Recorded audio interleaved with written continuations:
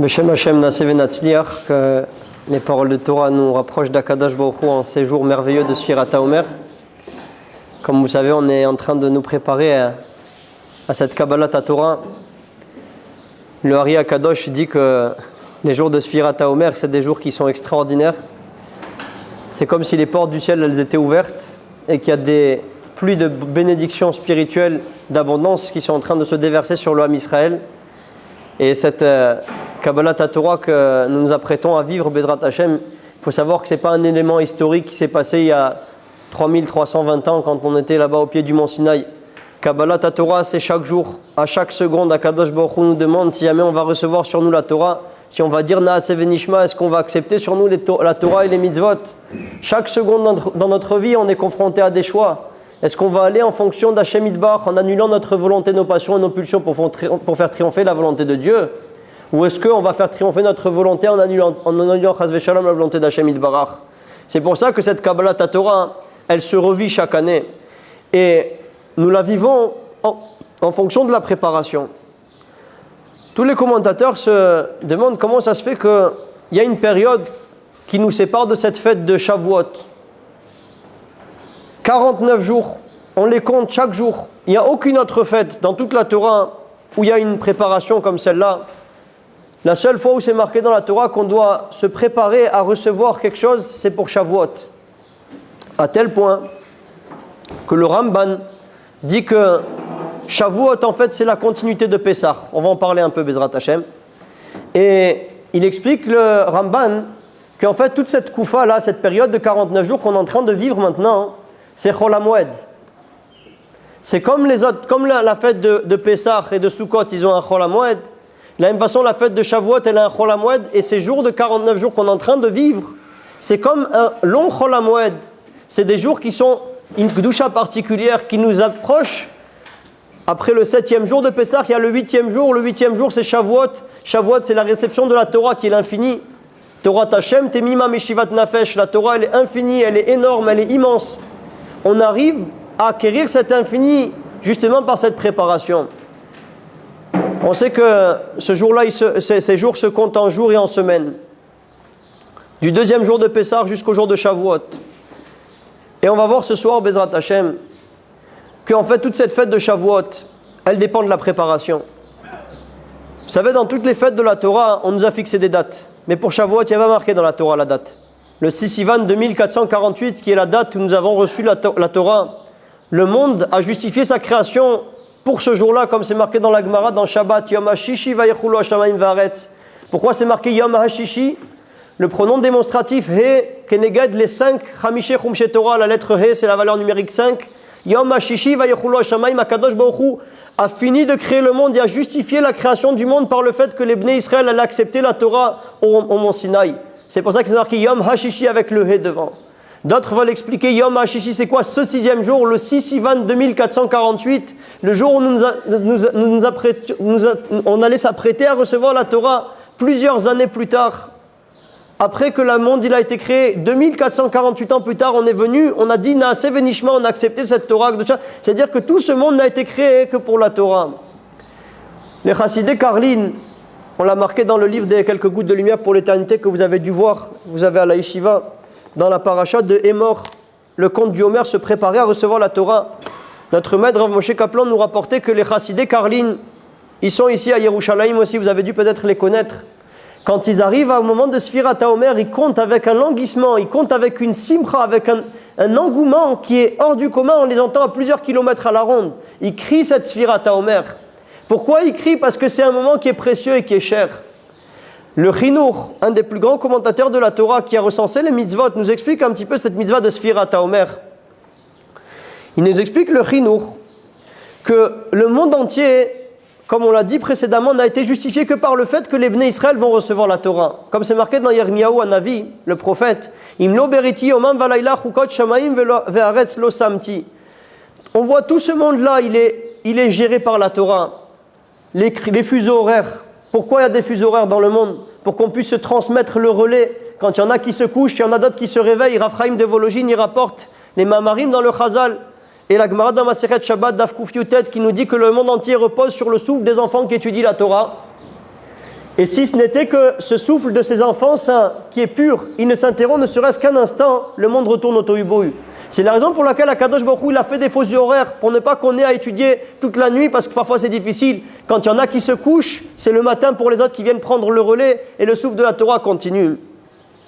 Le Chinour nous dit que le monde il est fixé par la Torah, les climats, les temps de guerre et de paix, les temps de parnassa, d'abondance matérielle, spirituelle, tout ce qui se passe dans le monde, l'éducation des enfants, le niveau spirituel de la génération, c'est dépendant de la lumière de la Torah qui est étudiée dans les yeshivot et dans le monde entier.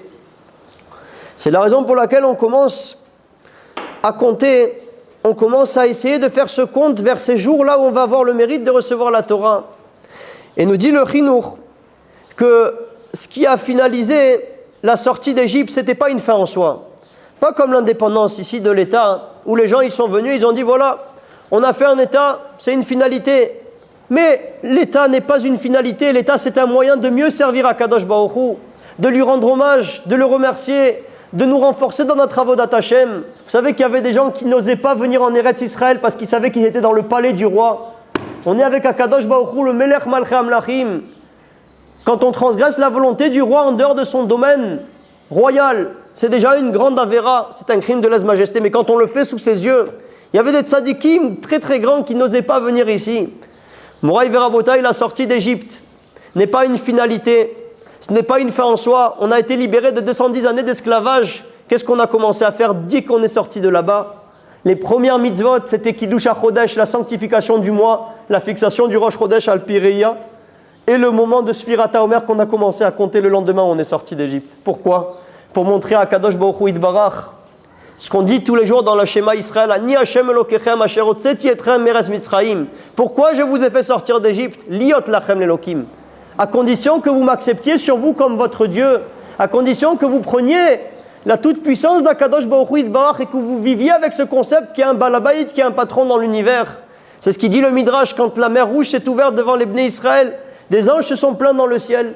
Ils ont dit Elou ve'elou ovdei avodah zara. On ne comprend pas pourquoi vous allez fermer la mer sur les Égyptiens et vous allez la laisser passer. Les Égyptiens et les Juifs sont tous deux des serviteurs des idoles. Pourquoi vous laissez ce traitement de faveur? Qu'est-ce qu'il a dit à Kadosh Baruch Hu? La seule raison pour laquelle j'accepte de libérer mes enfants, c'est parce qu'à l'avenir, ils accepteront sur eux la Torah Akdosha. C'est ça qui fait la liberté du Ham Israël. Notre liberté, elle est subordonnée à notre acceptation de la Torah. C'est pour ça que la fête de Pessah, ce n'est pas une fin, c'est juste un moyen. Et dès qu'on sort de Pessah, de l'esclavage, on dit Ribono Shel Olam, on fixe le Chodesh, on commence à compter les jours pour te montrer que tout notre temps, avant quand on était des esclaves, on était subordonnés à notre condition servile d'esclaves. Mais maintenant que nous sommes libres, notre temps, nous allons le consacrer pour faire ta volonté, maître de l'univers. C'est ça le sens de Sfirat HaOmer. Le sens de Sfirat HaOmer, on est en train de compter les jours pour montrer à Kadosh Baruch Hu Yitbarach, regarde Ribono Shel Olam, avant j'étais un esclave, Abotai, et maintenant que je suis libre, ma vie elle est pour toi. Sinon, quelle différence entre un esclavage physique et un esclavage spirituel? Si on sort d'Égypte de l'esclavage physique pour entrer dans un esclavage spirituel, de se mettre sous la tutelle du Yetzer Hara, alors à quoi ça sert cette liberté? Kadosh Baruch Hu Yitbarach, il nous a fait sortir d'Égypte pour qu'il ait des tanotes encore plus graves. Encore quand quelqu'un il est affairé, il est esquinté par l'esclavage, il n'a rien à dire, on n'a pas de tanote contre lui, on ne peut pas lui dire mais pourquoi tu as fait ça? Mais j'avais pas le temps de prier, j'avais pas le temps d'étudier, j'avais pas le temps de faire avodat Hashem, toute la journée je me prenais des coups de fouet de tous les côtés. Mais quand tu es libéré, à ce moment-là que tu disposes et que tu jouis de ton temps, là à ce moment-là on peut venir te dire mais qu'est-ce que tu as fait de ton temps? Est-ce que tu as rempli ta vie? Est-ce que tu as utilisé chacun des instants qu'Akadosh Baruch Hu t'a donné ce cadeau précieux qui s'appelle la vie? Qu'est-ce que tu en as fait?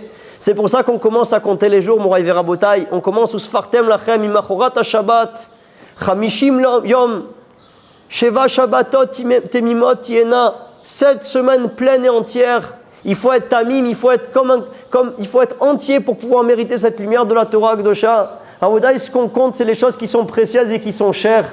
On n'a jamais vu, nous dit le Chinour, des gens qui comptent la poussière, des gens qui comptent le sable. C'est des marboulim de la prairie, ceux-là, ils sont fous, il faut les amener à l'hôpital psychiatrique. Rabotaï, les gens qui comptent, qu'est-ce qu'on compte? Les pierres précieuses, on compte l'argent, on compte l'or. Tu es en train de compter les jours pour montrer, regarde ces jours-là comment ils sont chers. Regarde ces jours-là comment ils sont précieux. 49 jours, Keneged Lev Tov, Rabotai, Lev Tov, c'est Gematria 49, un bon cœur. Ce bon cœur qu'il faut purifier et raffiner pour avoir le mérite de recevoir cette lumière de la Torah, comme disait Rav Menachem Stein, un des grands mashpim dans la génération.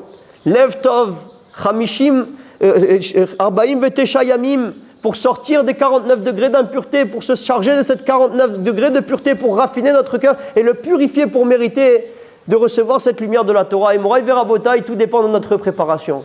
En fonction de comment on s'est préparé, on reçoit. De la même façon que quelqu'un qui va aux Jeux Olympiques, si jamais il a commencé à courir, à faire des exercices, à faire des... Le gars, il est là resté comme une kvicham-soua sur la plage là-bas, un shawarma, en train de bronzer d'un côté de l'autre, une kvicham-soua sur la plage, à freshman ou freshwoman, vous connaissez. Il est encore en train de se d'un côté, de l'autre, d'un côté. Habibi, il arrive après aux Jeux Olympiques. Il le dit à un jaguar qui s'est échappé là-bas, mais il est fatigué, le pauvre. Il a bien bronzé, mais il ne va pas du tout vite. Si jamais il a couru, qu'il s'est préparé, qu'il s'est renforcé, il arrive comme un lion. Si c'est comme ça, Rabotaï, pour le matériel, Achat Kama Vekama, pour le spirituel, la plus forte raison. Combien on doit se préparer pour mériter de recevoir cette lumière d'Akadosh Baruch Hu, cette Torah Tachem. C'est pour ça qu'on commence à compter de toutes nos forces, avec un languissement, avec une ardeur, avec un amour profond. Demande le Zohar Kadosh. Le Or HaChaim nous le rapporte.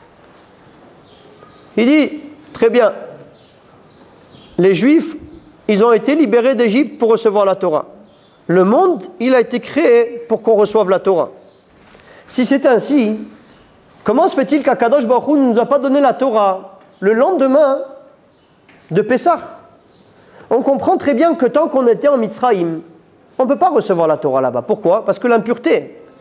Le Tnai Harishon de la Kabbalat Torah, la première condition pour recevoir la Torah, c'est Idnatkut Minatuma.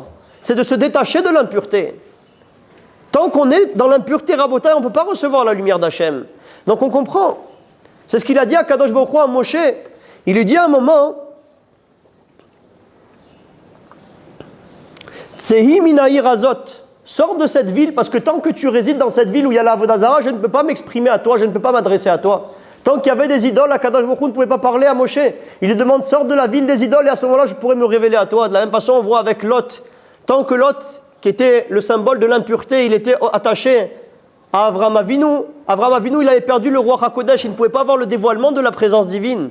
Pourquoi? Parce que quand on est dans la Touma, Kadosh Baruch Hu ne peut pas résider. Alors on comprend que quand on était en Égypte, c'était l'endroit aux mœurs les plus dépravées, aux mœurs les plus dissolues. C'était les Nuntet Sharetuma, les 49 degrés d'impureté, c'est Mitzrayim, c'est l'endroit le plus dépravé au monde. On comprend que Kadosh Baruch Hu ne pouvait pas donner la Torah là-bas. Mais dès qu'on est sorti de là-bas, à la Makom, on aurait dû nous donner cette Torah. Comme ça, demande au Hachaim Akadosh qui rapporte le Zohar. Répond le Zohar Akadosh. Et il argumente, il illustre cette question en disant, par exemple, imaginez-vous, quelqu'un il avait prévu un mariage. Si jamais le khatan, ce marboul-là, il décale la date du mariage, s'il avance, Inematov, la Kala, elle sent qu'elle est aimée.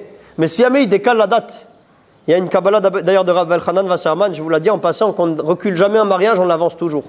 Comme ça, dit Rav Elchanan Wasserman, j'ai une Kabbalah de mon maître, Chafetz Chaim, Akadosh, que jamais on recule une date, toujours il faut l'avancer. Il dit pourquoi? Parce que quand tu l'avances, tu montes ton languissement, mais quand tu la recules, alors tu montres que tu n'es pas tellement intéressé à cela. Akadosh Baruch Hu, il va marier sa fille unique, la Torah, avec son khatan, qu'il a choisi parmi tous les peuples, le seul qui a accepté de recevoir la Torah, c'est le Bnei Israël.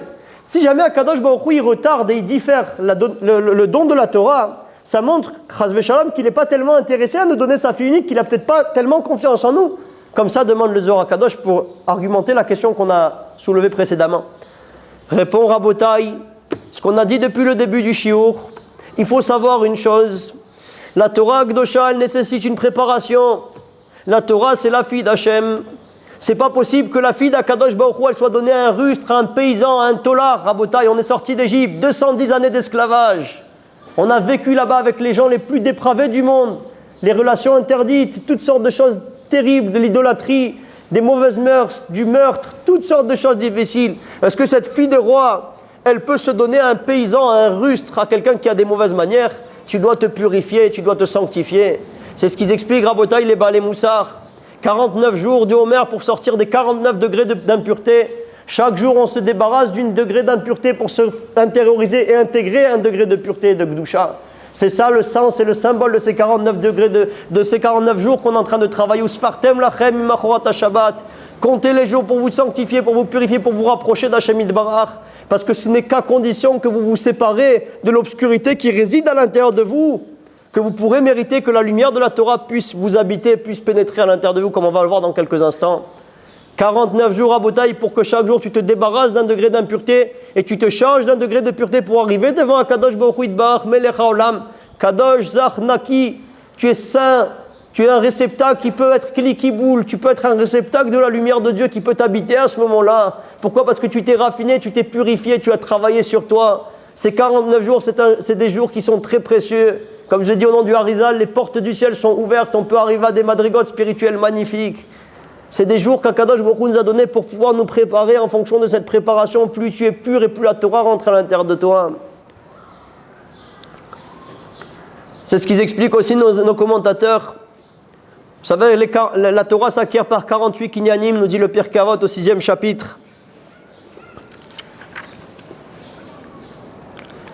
Rav Elul Lopian y rapporte, le premier Pirkei Avot, pourquoi 48 kinyanim? Les 49 jours, ils ont été donnés à la yeshiva de Kelem. Il raconte qu'il y avait une Kabbalah de Rav Israël Salanter qui savait chaque jour quel était le jour sur lequel on devait faire le kinyan de la Torah. Une acquisition pour mériter la Torah. Chaque jour, il travaillait sur quelque chose. Voilà le premier jour du Homer, le premier kinyan de la Torah, jusqu'au 49e. Ah, mais pourquoi il y en a 49? Il devrait y en avoir 48. Le 49e jour pour faire la chazara, pour faire la révision de tout et faire en sorte que le costume, il soit sur mesure. Que ce ne soit pas un kinyan par-ci, un kinyan par-là, mais qu'il n'y a pas d'harmonie, qu'il n'y a pas d'équilibre dans la Vodat Hashem. Tu as fait le tour de tous les kinyanim de la Torah. Maintenant, il faut faire en sorte d'ajuster ce costume pour arriver devant Kadosh Baruch Hu à la cérémonie. Comme quelqu'un, il va chez le tailleur et tout ça, il n'attend pas les essayages le jour du mariage. Il va là-bas, le dernier jour, il fait bien attention la veille, il va commencer à essayer son costume. On va lui assembler toutes les choses de la même façon. Tu fais la chazara de tous ces kinyanim. Regardez ce qu'il explique là-bas, le Gaon de Vilna. On connaît cette phrase de Rabbi Akiva, Amar Rabbi Akiva, Shrechem Israël, Lifne mi atem itarim, Lifne avinu sheba shamayim. Devant qui vous vous purifiez? Devant Akadosh Baruch Hu Yitbarach, votre Père qui est dans le ciel. Il explique, les commentateurs, ils disent c'est quoi? Lifne mi atem itarim, Lifne avinu sheba shamayim. Lifne mi, c'est quel gematria rabotai? Lifne mi, c'est que 50. Avant de recevoir la Torah, atem mitarim, avant de vouloir aspirer à ce 50e jour, pendant 50 jours, vous devez vous purifier. À ce moment-là, vous recevez cette lumière d'Akadosh Baruch Hu, Ashrechem Israël, l'ifnemi atem mitarim, l'ifnemi, avant que vous allez recevoir ce 50e jour, atem mitarim, vous devez vous sanctifier pour pouvoir recevoir la lumière d'Hashem Yitbarach. Et le Gaon de Vilna nous dit, Eshet Chayil Mimsa, cette parole de Shlomo HaMelech, Eshet Chayil Mimsa, qui trouvera cette femme vertueuse? Il nous dit le Gaon de Vilna que cette parole-là de la femme vertueuse, elle est assimilée à la Torah. Tu veux arriver à mériter cette lumière d'Hachem, Eshet Chayil, tu veux avoir cette femme qui ne s'acquiert que par 48 kinyanim, Chayil, Chet, Yud, Yud, Lamed, ça fait 49. Tu dois avoir les 49 kinyanim de la Torah. C'est 49 jours que tu vas... les 48 kinyanim de la Torah. Chet, c'est 8. Yud, c'est 20. Et Lamed. Chayil avec un seul Yud. À ce moment-là, quand tu as réussi à t'accaparer ces 48 kinyanim, tu peux te présenter devant Melech Malchei Amlachim. Tu peux être Zoché, Mimtsa. 50e jour, tu pourras le trouver, la Torah. 50e, encore une fois, Mi, on a dit Gematria 50. Après que tu as travaillé pendant ces 50 jours, ces 49 jours, tu pourras mériter les 48 kinyanim de la Torah et mériter cette femme vertueuse qui s'appelle la Torah Akdosha. Moraï Verabotai, pour recevoir la Torah, il n'y a pas de kitsour derer, il n'y a pas de raccourci.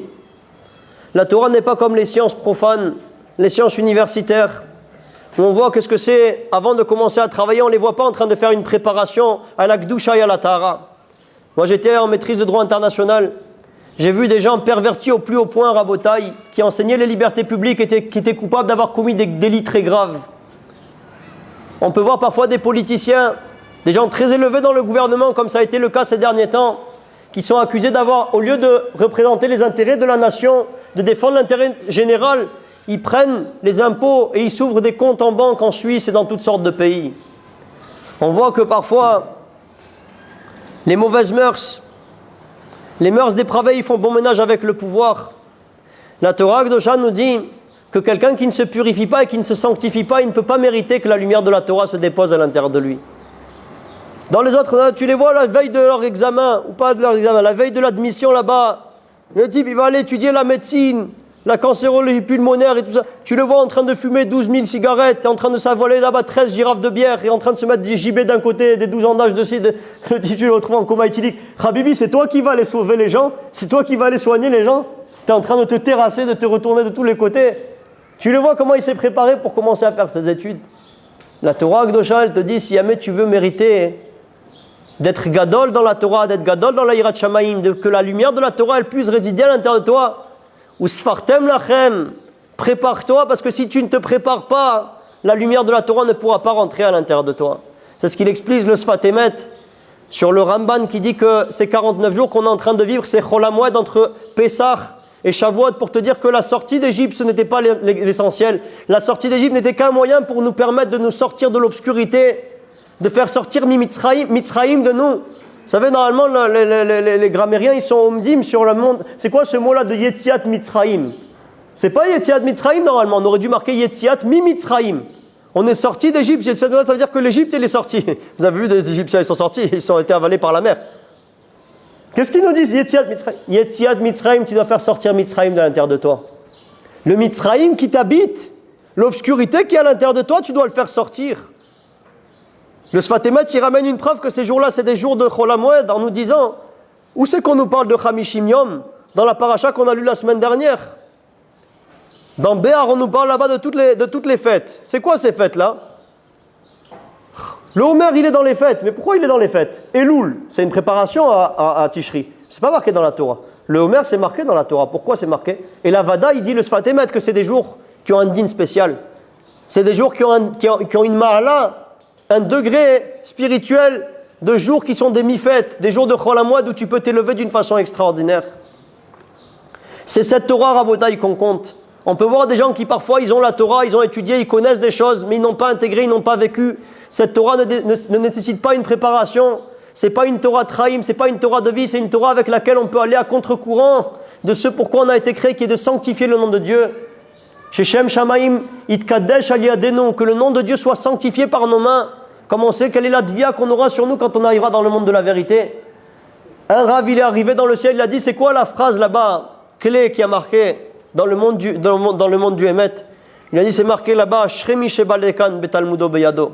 Heureux l'homme qui arrivera dans le monde de la vérité avec le Talmud, avec la Gemara dans sa main, avec la Torah dans sa main. Demande Rabbeinu Hananel, mon maître Rav Emmanuel Toledano m'avait rapporté au nom de son maître le Rav Shach Zatzal. Il dit, c'est quoi ça veut dire quoi cette phrase-là? Betalmudo beyado, betalmudo berosho. T'arrives avec la Torah dans ta tête, belibo dans ton cœur. T'arrives là-bas avec les caisses au comptoir d'enregistrement de Elal. Tu supplies là-bas, tu fais des prières et des teilim à l'endroit à l'envers et tout ça pour que ne pas qu'il y ait des surcharges pondérales.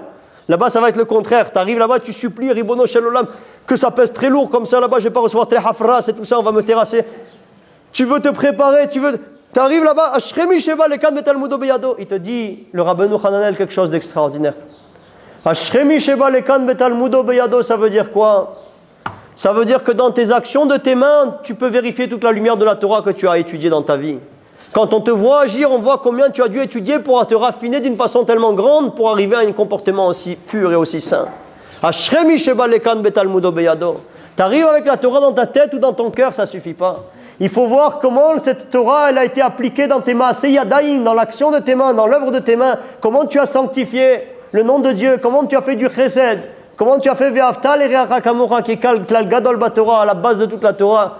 Si jamais tu as intériorisé toute la Torah, mais tu ne l'as pas vécu et que tu ne l'as pas appliqué, la porte est fermée dans le ciel. Ashremi Sheba Lekan Betalmudo Beyado. Tu vois la Torah dans les œuvres de ses mains, tu vois combien de Torah il a dû étudier pour en arriver là. Norabanim, Rabotai, Nogdoshe, Olion, Norabanim. Comment tu voyais le nom d'Akadosh Baruch qui se sanctifiait par leurs mains. Comment ils avaient cette humilité, comment ils avaient cette gdusha, cette tara. Je me rappelle une fois quand j'étais à l'université, J'ai eu le malheur de dire à un professeur de droit international qui s'était trompé dans une date du procès de Nuremberg. Il m'a pris à partie devant 300 personnes, Rabotaï. Comment un petit de cette espèce peut se permettre de remettre en question ma grandeur et mon infinie connaissance dans la manière. Khmar Bouriko, non seulement t'es un balgavtan, Shen Kedugmatra, t'es un orgueilleux qui en a pas deux comme toi dans le monde, mais cache-toi de ça, mets-toi dans un tiroir, mets-toi là, rentre ici, fais-toi petit. Qu'est-ce que tu es en train de te demander devant tout le monde? Et par conséquent, il faut toujours finir par la convention de coordination, mais oui, donc en Icar, ça fait bien à la fin de la phrase. Et par conséquent, comme ça le marboul, je me vois dans l'obligation de me prendre une mise à pied pendant 1 mois durant lequel je ne pourrais pas assurer les cours. Et à marboul, marboliko, illusion que tu es une bulle de savon là-bas, des trucs qui fait des bulles là-bas. On t'a percé, t'as rien. Rabota, une fois le Rav Shach, il a été interpellé par notre vénéré maître Rav Nissim Toledano Zatzal. Il s'est levé en plein milieu du Shiur Klali, il a dit Rabbeinu, je ne comprends pas, il y a une stira entre cette Gemara et ce malheur que vous nous dites. Je sais que je ne comprends rien de la Torah. Un jeune Bachro de 18 ans, Rabotai Zatzal, notre maître Rav Nissim, une lumière de la Torah.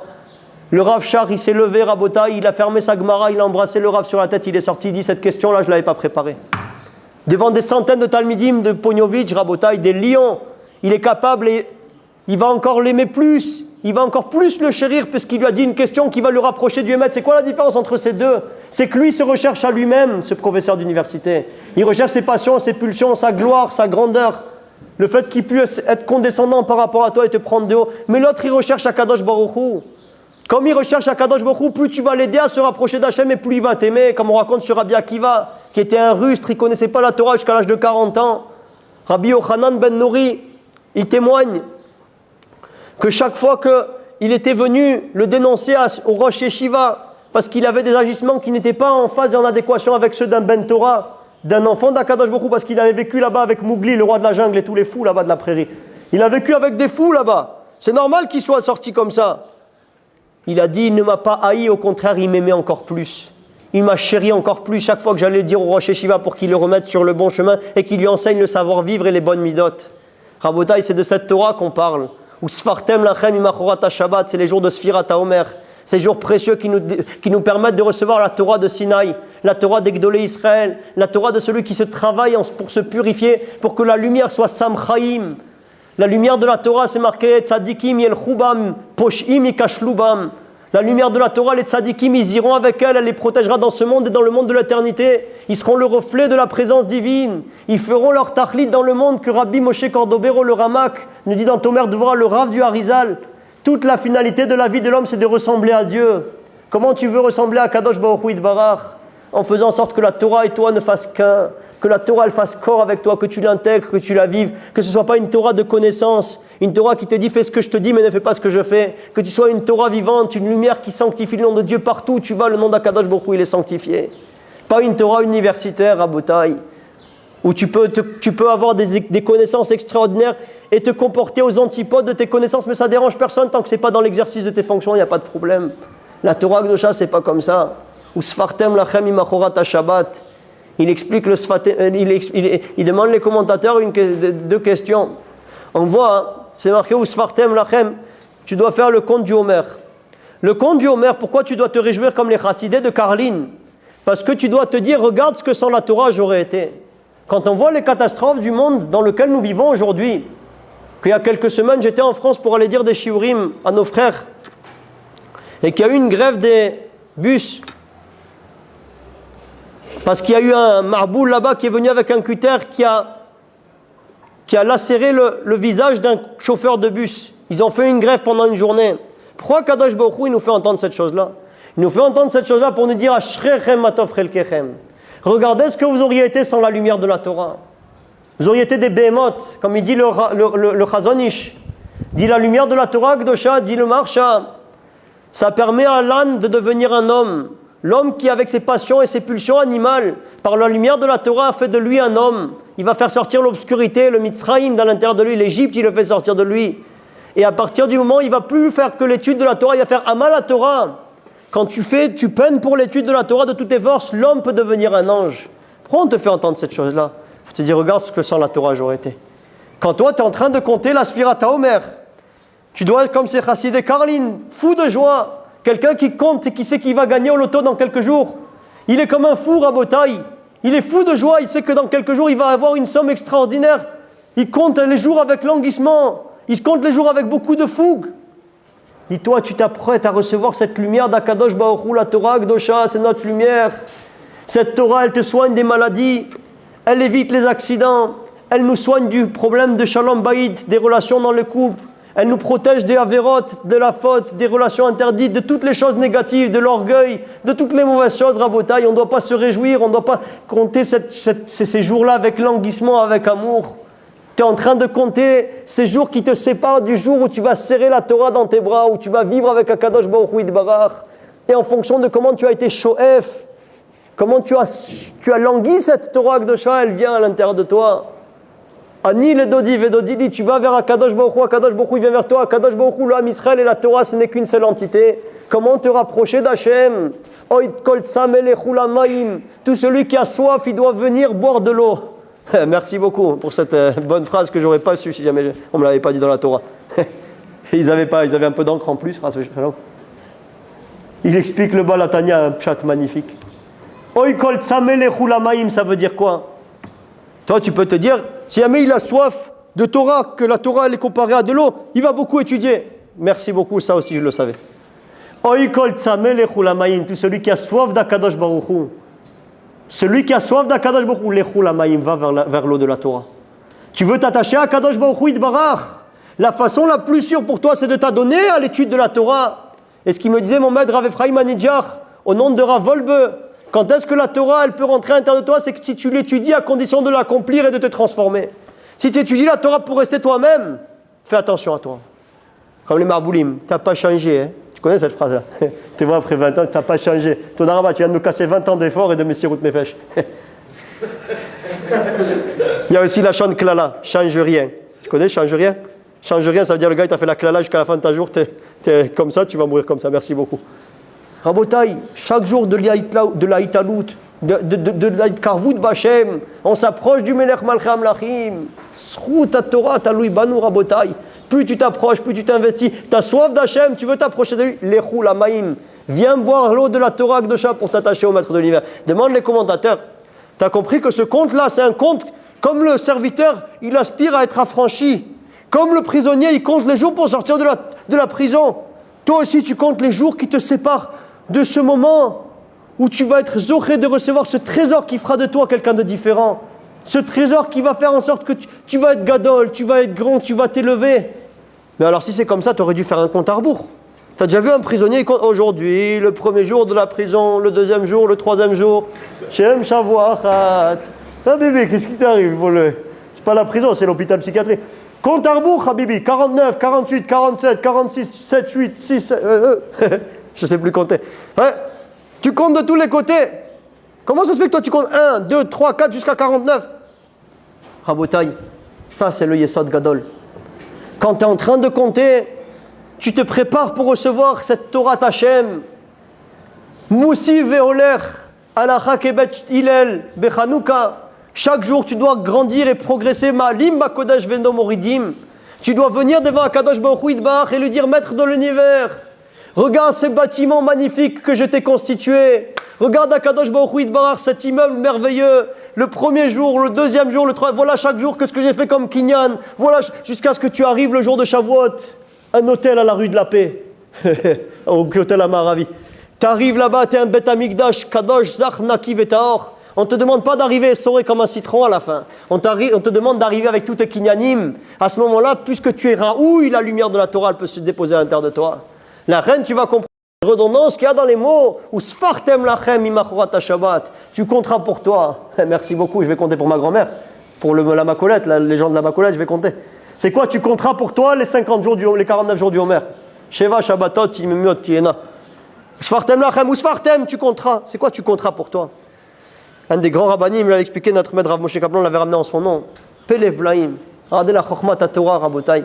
Tu vois un type qui est au change, un type qui est à la banque, il compte des centaines de billets toute la journée. À la fin de la journée, il peut avoir compté 50 000 euros. Mais les 50 000 euros qu'il a comptés, ça lui passe sous le nez. Qu'il ait compté 5 billets ou qu'il en ait compté 500 ou 5000, il aura la même somme à la fin de la journée. Sfartem lachem, tu compteras pour toi, ça veut dire fais attention que les jours qui passent, tu fasses le kinyan, que tu t'accapares chaque jour, que tu sortes de ce jour-là avec un kinyan, que tu sortes grandi de ce jour-là. Le jour, il est passé. Le Harizal, il t'a dit que les jours là-bas de Sfirat HaOmer, c'est des jours magnifiques qui te déversent une abondance spirituelle extraordinaire. Qu'est-ce que tu as fait aujourd'hui? Quel kinyan tu as fait? Ou Sfartem Lachem? Que tu aies une shaykhout, que tu aies un lien avec ça. Pas que ce soit quelque chose qui reste extrinsèque, extérieur à ta personnalité, comme ce employé de la banque qui compte les billets mais qui n'a aucun lien avec ses billets. Ou Sfartem Lachem, comptez pour vous, faites en sorte que ces jours-là, ils vous appartiennent, que ces jours-là, vous viviez avec eux, que vous les intégriez. Et Raboda, on a dit que sans cette itnatkout de la Touma, vous savez, les commentateurs nous disent que la raison pour laquelle il n'y a pas de jour mentionné dans la Torah pour la jour de Shavuot, c'est marqué que c'est au terme là-bas des 49e jours, tu vas apporter là-bas le Korban à Omer, et c'est à ce moment-là que ça... Parce que du temps on était Mekadesh al-Pireya, et Bezrat Hashem Bimera, Bienvenue quand tu auras le Mashiach, ça va revenir comme ça. Le jour de Shavuot, c'était différent. Parfois ça tombait le 4, parfois le 5, parfois le 6. C'était variable. Ça tombait au lendemain du 50e jour du Homer. C'était la Shavuot. C'est pour te dire quoi? Que sans ce compte, il n'y a pas de Torah. Sans cette sanctification, il n'y a pas de Torah. Ça veut dire que c'est la Sfirat HaOmer qui fait la Metsiout de Shavuot. La réalité de cette fête de Shavuot, elle dépend de notre compte du Homer, c'est-à-dire de notre sanctification et de notre purification. Si tu t'es pas purifié, il n'y a pas de Torah. Ça veut dire que la Torah, elle arrive dans le monde en fonction de ce compte-là. Et vous savez qu'il y a une marloquette, les Mzrobim de Sadducéens, les Tzdukim là-bas, les Marboul, ils font que la Torah écrite mais pas la Torah orale. Ils ont raté la version originale de l'affaire. Tu les vois là-bas, eux, quand est-ce qu'ils faisaient Shavuot? Ils disent, c'est marqué Mimachorat à Shabbat. C'est quoi Shabbat? Shabbat, c'est Shabbat. Shabbat, c'est pas Yom Tov. La Gemara, elle est venue te dire, c'est quoi Mimachorat à Shabbat? Mimachorat à Yom Tov. Le lendemain du premier jour de Pessah, ça commence à Sfirat HaOmer. Oh, qu'est-ce que c'est que cette affaire? Eux, qu'est-ce qu'ils faisaient? Eh bien, le Rashi vient dans la paracha pour te dire, attention, on ne croit pas que c'est le Shabbat, le vrai Shabbat. Hein. Parce que si c'était le vrai Shabbat, de quel Shabbat on te parle? On t'aurait précisé. C'est le Shabbat de Bereshit, c'est le Shabbat de Chol HaMoed. Quel Shabbat on parle? Et ils font ça. Pour ne pas rentrer dans cette marloquette-là, hein, et dans cette zdarras, comme on dit en anglais, ouais, dis-nous directement, Va'im imachorat hayom tov. Pourquoi tu ne nous as pas dit? Le Or Sameach, Rav Meir Simcha Rabotai, c'était un Gaon Olam, un des grands rabbanim dans le 20e siècle, au début du 20e, c'était un des plus grands Rabotai, un Gaon, Tzadik Yesod Olam. Il amène un pshat extraordinaire. Il dit pourquoi c'est marqué Va'im imachorat ha-Shabbat? Le lendemain du Shabbat, ça veut dire quoi? Shabbat, dans la Torah, ça veut dire l'année Shabbati qui se repose. L'année de la jachère, comme on voit dans Parashat Béar de Béar de cette semaine. 7e année, tu seras Shabbat, Shabbaton, là, tu vas te proposer. Shabbat, ça veut dire aussi la chante Tashbitu. Tashbitu, ça veut dire quoi? Détruire. Quand est-ce que c'est marqué Tashbitu dans la Torah? Au moment de Pessah, Tashbitu seor mi batechem. Vous détruirez le seor, le levain de votre maison.